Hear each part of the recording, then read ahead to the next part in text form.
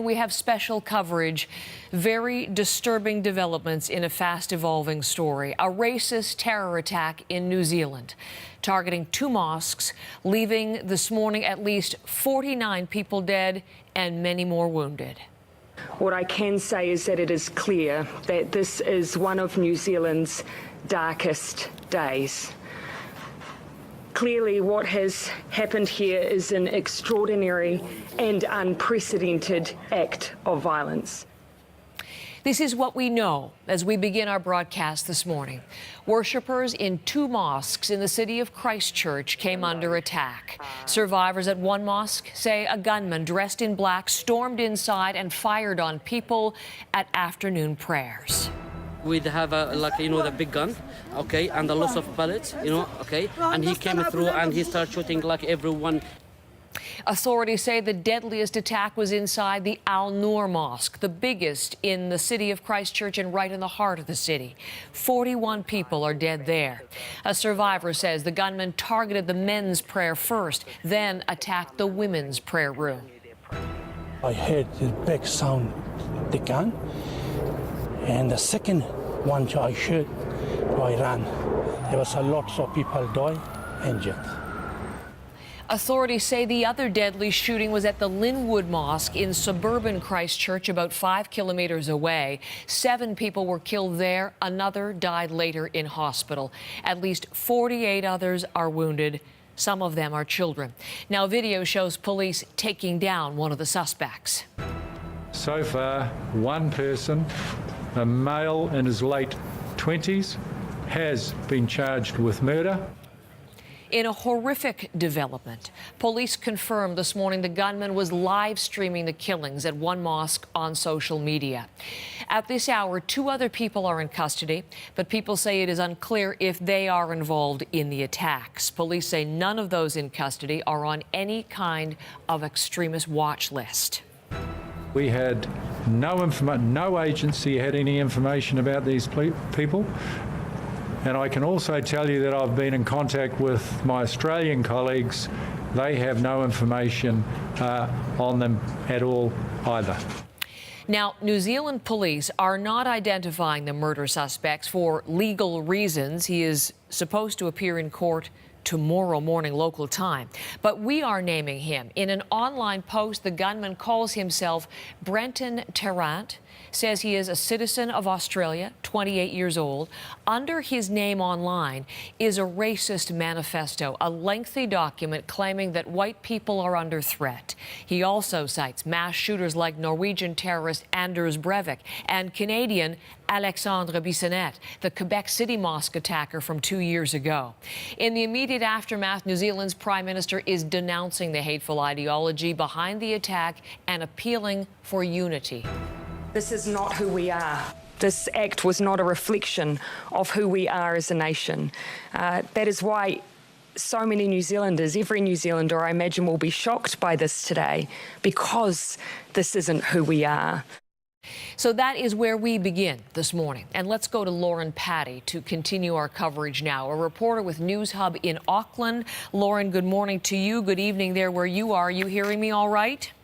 Yes, I am. Lauren, I was just using the tape that we have, the comments that we have so far to begin our coverage today, but you jump right in on this and tell us what we know so far about the attack and the investigation.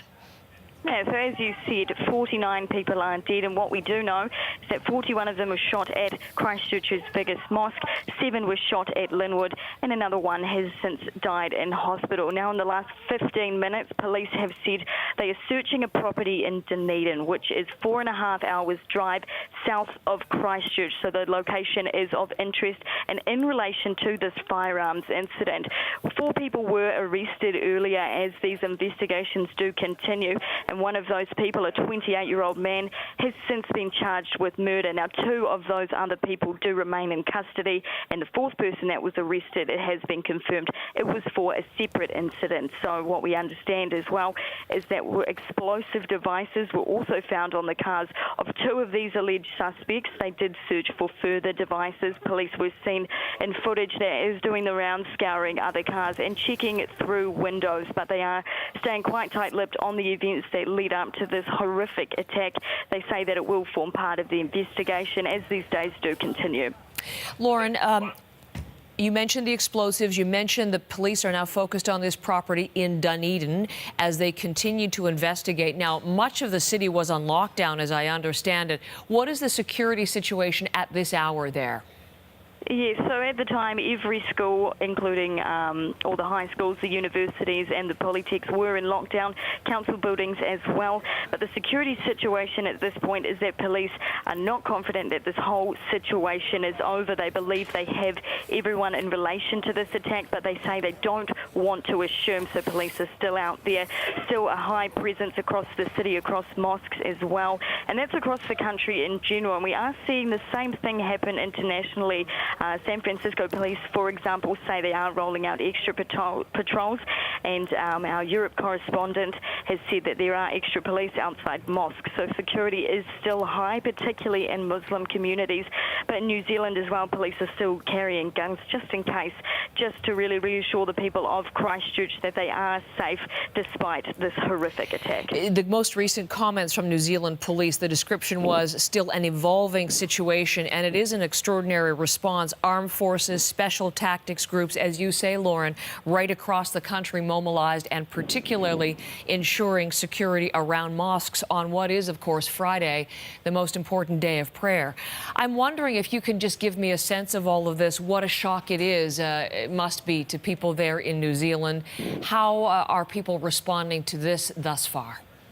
It's incredibly shocking. People are distraught. They can't understand why something like this would happen in New Zealand. Now, before today, the deadliest shooting in modern New Zealand history was in a place called Aramoana, where 14 people were shot. One of those people was the perpetrator. So to have 49 people killed in an incident in New Zealand has shocked everyone. People on social media are apologising, saying that this is something they didn't ever believe could happen in New Zealand, and offering to walk with people from the Muslim community who don't feel safe, offering to travel with them and do whatever they can to reassure them that we know that these people that were caught up in this attack so unfairly are parts of New Zealand, and we want people to feel at home despite this risk. And obviously New Zealand's terror threat is now at a high level. It's never been raised too high before that. It stayed at low. We've never had an attack like this. So for something like this to happen in New Zealand, it really has people beside themselves. They can't understand why, and we can't understand why now. Lauren, thank you very much for beginning our coverage. We'll be back to keep in touch with you. There from Auckland, Lauren Patty is with News Hub in Auckland. As she said, never had a shooting, a terror attack of this magnitude. So few places in the world have.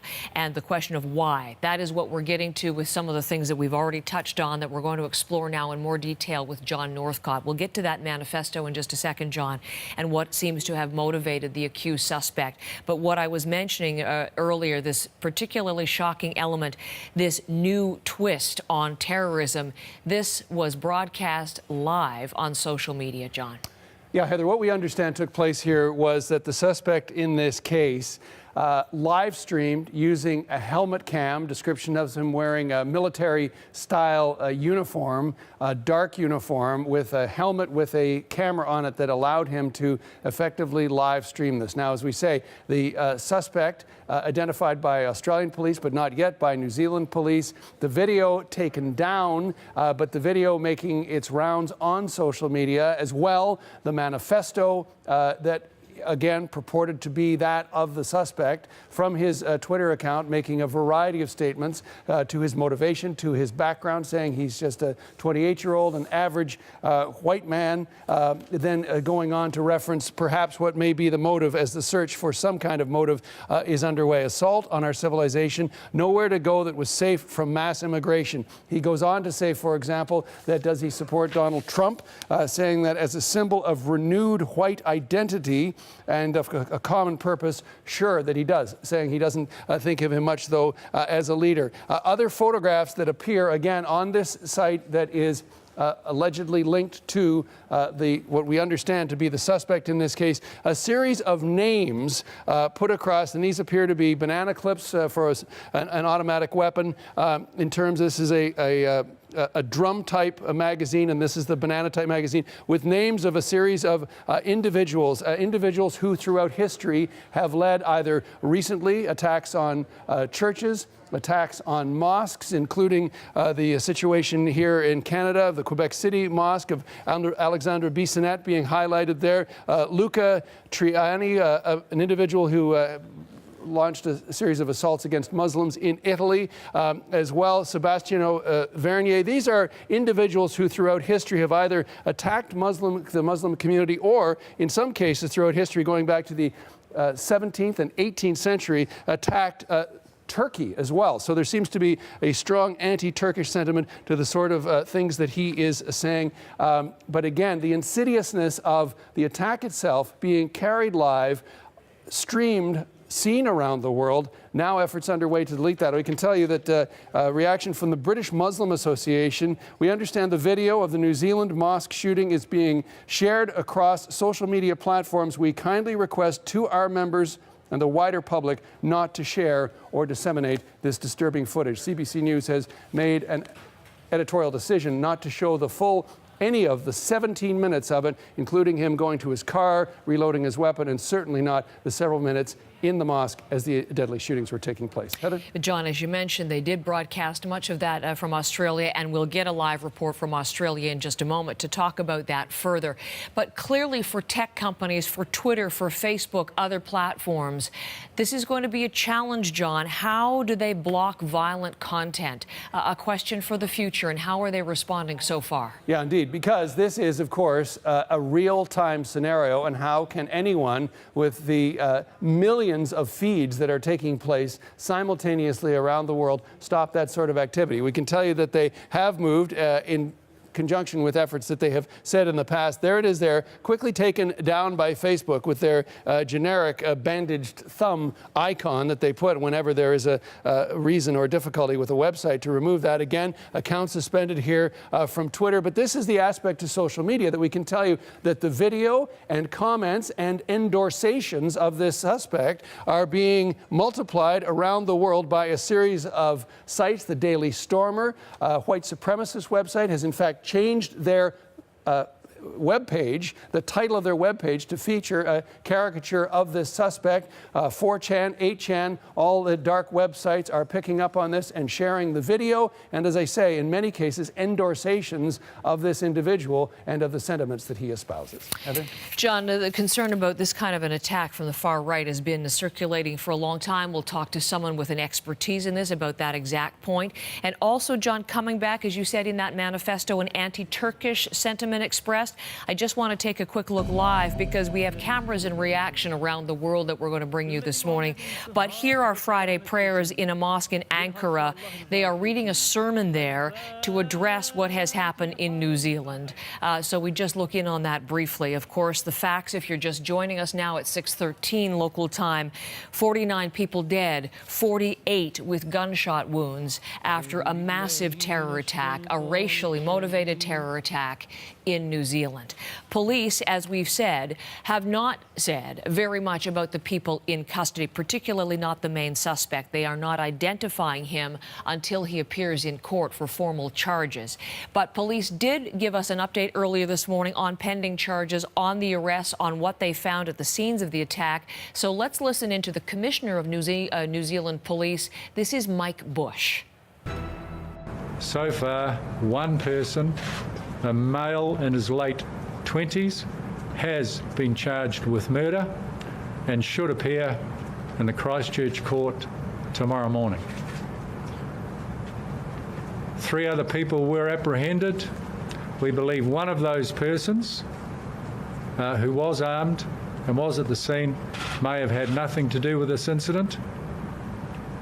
And the 2 other people that have been apprehended, again in possession of firearms in the general environment, we are working through to understand what their involvement is. We have recovered a number of firearms from both of the scenes, Linwood Avenue and Deans Avenue. Again, Mike Bush, the commissioner of the New Zealand Police. The suspect, as he names himself, from Australia, 28 years old, identified already in the media in Australia as Brenton Tarrant, and also, of course, identified online with his postings. So we're going to focus in on Australia. Already, the Federation of Islamic Councils there has put out a statement, and here is what it reads. This massacre today is a product of the ever-increasing Islamophobia and marginalization of Muslims, and is a reminder to all concerned, including political leaders and media commentators, of the horrific consequences that an atmosphere of hate and division can lead to. We urge governments in Australia to give extra attention to the rise of anti-Muslim sentiment and extremism and ensure that the concerns of the Muslim community are being genuinely heard and responded to. So, Australia, let's turn there now, not least because, as we've said, the main suspect identified himself as an Australian citizen. Stephanie Skandaris is one of our CBC Morning Live team members. She happens to be on leave in Australia, and she is live with me in Sydney with word of reaction there. So, number one, Steph, how is this playing in terms of, it seems to be an Australian suspect and his alleged involvement? Well, Heather, New Zealand police have not named him, but Australian media certainly has. And we know from this man's own admission, he's identified himself as Brenton Tarrant. We know he's from Grafton, a city in the province of New South Wales. That's about 500 kilometers north of Sydney, where he worked as a personal trainer at a gym. And we know a bit more about him from a manifesto that he appears to have written. It's 74 pages long, really anti-immigrant. He describes himself in it as an ordinary white man. He says he's 28 years old, born in Australia to a working class, low-income family. He says he only arrived in New Zealand to live temporarily while he planned and trained, but then he decided to carry out this attack there. Now, Tarrant himself wrote that he considers this a terrorist attack. But as I said, the New Zealand Police Commissioner has not named him. He did say that New Zealand police have charged a man with murder and that man is expected in court tomorrow morning at local time, which would be late Canadian time, late today. The commissioner also confirmed that man that they have charged was not on any government agency watch list, but he is being investigated, and we know he's being investigated here in Australia as well, Heather. Let us talk, too, about this whole aspect of the racist component to this. Obviously, there are in Australia, where you are, many Muslims, 600,000. I'm just looking at the number here, 600,000 Muslims. And we already were reading that statement, Steph, from the Islamic Association there. In terms of reaction, what are you hearing so far? You know, Heather, I was on the train today in Sydney when news of this was starting to come out, and people were starting to get the news on their cell phones and hearing about it. And I mean, you could just see the shock, and you could hear people talking about, oh my gosh, what has happened? So a lot of shock and grief here. And that has really been echoed by Australia's Prime Minister, Scott Morrison. He said that New Zealand and Australia, they're not just partners, not just allies, they are family. So have a listen to more of what Scott Morrison told reporters. As family members with our New Zealand cousins today, we grieve, we are shocked, we're appalled, we are outraged, and we stand here and condemn absolutely the attack that occurred today by an extremist, right-wing, violent terrorist that has taken the lives, stolen the lives, in a vicious, murderous attack. Now, Scott Morrison also said that he particularly extends prayers and thoughts to New Zealanders and Australians who are of Islamic faith. Now, people here in this province, in New South Wales, they say there is no ongoing or specific threat to any mosque, but that police have increased patrols. And it's similar in the province of Victoria, where police say there will be a highly visible police presence at this weekend's big F1 race, as well as on Victorian Mosque Open Day, which is on Sunday, which is when several mosques in the city were set to open their doors to the public. We also know, Heather, about various tributes that are happening around Australia today. Right where I am in Sydney, flags are half-mast on major landmarks like the Harbour Bridge at State Parliament, and that buildings are being lit up in Melbourne, for instance, in honor of the victims. So certainly this attack has affected people here in Australia, and they're reacting with shock and grief. Looking at that bridge as you reference it, Steph, can I just ask you a couple of quick questions before I let you go? John was talking about how Australian media made the decision to broadcast footage as he live streamed it, despite police asking them not to, in fact, pleading with them not to. Has there been any fallout at all, any criticism, any discussion of that you've heard to this point? Not on Australian news so far. I think that they showed it earlier in the day, but watching news later on, they seem to have really pulled back on that. It's not being shown as much. They're only seeming to show bits and pieces. There was talk about some criticism about some Australian media for showing that video. And as you said, police have asked them to pull back on it, and they've asked for it to be taken down off social media as well, which I understand is something that authorities are working very hard to do. Okay. And just finally, again, I wasn't sure. We haven't heard this fellow's name pronounced. So in Australian media, they're calling him Brenton Tarrant. Tarrant is what I've heard, yes. Thank you very much. It looked like Tarrant, but I will correct myself going forward now that we are identifying him as they are in media accounts there. Brenton Tarrant, 28, from Australia. Steph, so good to have you there on the story today. Thank you very much. That's Stephanie Skandaris in Sydney, Australia, and we're going to continue to watch that part of the story as well. You heard from the Australian Prime Minister, his strong condemnation. Similar sentiment from the Prime Minister for New Zealand, Jacinda Ardern, appealing for compassion for the victims, for solidarity with Muslim and immigrant communities, and condemning the ideology that appears to have motivated the attack today.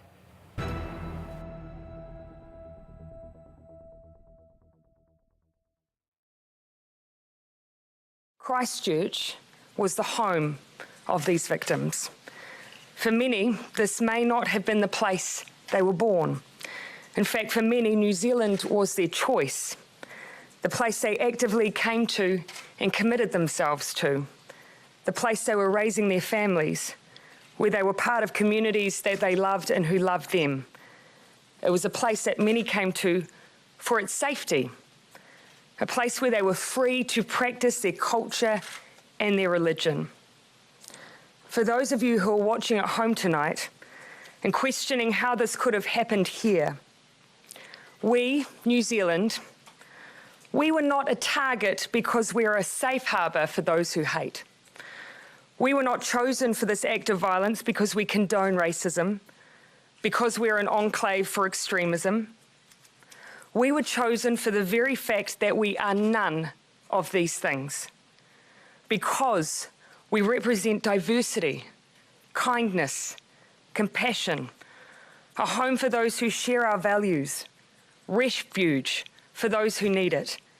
And those values, I can assure you, will not and cannot be shaken by this attack. We are a proud nation of more than 200 ethnicities, 160 languages, and amongst that diversity we share common values. And the one that we place the currency on right now and tonight is our compassion and the support for the community of those directly affected by this tragedy. And secondly, the strongest possible condemnation of the ideology of the people who did this. You may have chosen us, but we utterly reject and condemn you. A strong statement of condemnation from Jacinda Ardern, who is the Prime Minister of New Zealand. You're looking here at scenes from Christchurch. Christchurch is a city of just under 400,000, and it is the largest of the cities on the South Island of New Zealand. We talk about it often, unfortunately, dealing with earthquakes, notably.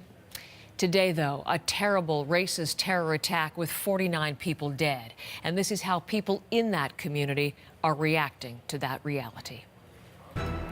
the guy, he was wearing like a, you know, all that, you know, like an army, you know, okay, and he would have a, like, you know, the big gun, okay, and a lot of bullets, you know, okay, and he came through and he started shooting like everyone in the mosque, like, you know, everywhere. Lots of people were sitting in the floor. The gun was from the door. I ran behind the mosque. I saw one gun in the floor, and police was stopping here. There was a lot of people die, injured. I never could believe that something like this would ever happen in the city of Christchurch, but actually I would never believe that this would ever happen in New Zealand, and it looks as if something, the worst, has happened. We have undoubtedly experienced an attack today that is unprecedented, unlike anything that we have experienced before. But as I say, New Zealand has been chosen because we are not a place where violent extremism exists. We reject those notions and we must continue to reject them.